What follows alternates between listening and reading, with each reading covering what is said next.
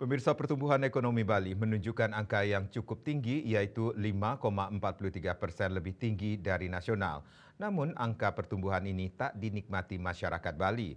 Hal ini terlihat dari indikator angka kemiskinan ekstrim yang meningkat.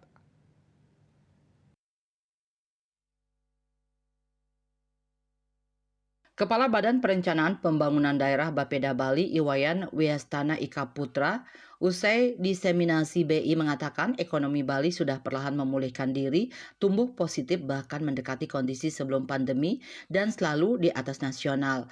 Pertumbuhan ekonomi yang inklusif dan berkelanjutan adalah ekonomi yang tumbuh kuat, tinggi dan dapat dinikmati seluruh lapisan masyarakat tanpa kecuali termasuk kelangsungan dan kelestarian lingkungannya yang terjaga.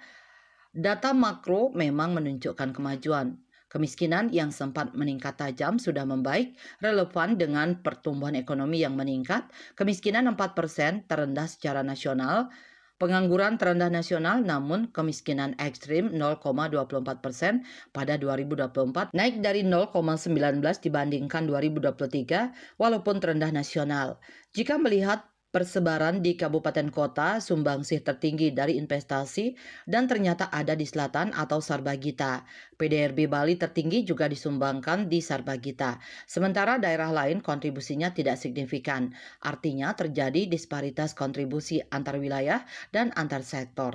Tantangan utama ekonomi Bali adalah membuat inklusif bukan eksklusif di selatan.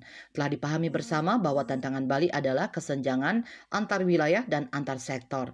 Dominasi pariwisata menjadi penyebab ketimpangan antar sektor, ditambah dominannya kontribusi wilayah Bali Selatan terhadap pertumbuhan ekonomi Bali. Pemerintah pun dikatakan telah menjawab tantangan tersebut dengan kebijakan, yaitu menyusun transformasi ekonomi Bali. Pemerintah membangun pusat-pusat pertumbuhan ekonomi baru di luar Sarbagita, di antaranya membangun pelabuhan Nusa Penida yang terkoneksi dengan Sanur, shortcut ke Buleleng untuk memperkuat konektivitas dan mendorong tumbuhnya pusat ekonomi baru. Isu bandara yang juga menjadi isu politik menjadi trigger mendorong tumbuhnya pusat ekonomi baru di luar Sarbagita. Harapannya bisa terwujud pemerataan. Sementara APBD Bali terbatas jika ditotalkan hanya 30 triliun rupiah jika dibanding wilayah lain seperti Jakarta yang mencapai 88 triliun rupiah, di Jawa rata-rata 60 triliun rupiah hingga APBD Bali masih kecil. Dari 30 triliun rupiah hanya 12 sampai 13 triliun dari PAD, 17 sampai 18 triliun dari dana transfer ke daerah TKD, sehingga ketergantungan anggaran terhadap pemerintah pusat masih cukup tinggi. Hal itu berarti upaya mewujudkan pemerataan konektivitas pelayanan publik masih bergantung dari pemerintah pusat. Namun dengan APBD sebesar 30 triliun rupiah, Bali dapat mewujudkan target pembangunan. Hal yang terpenting adalah akselerasi inklusivitas pembangunan Bali.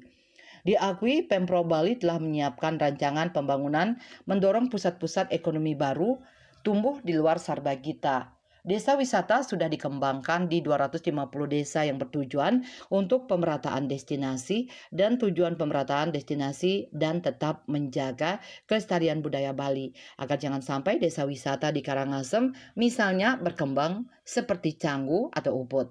Dengan kondisi itu Bali bisa saja mencapai target pertumbuhan ekonomi sesuai angka yang diharapkan.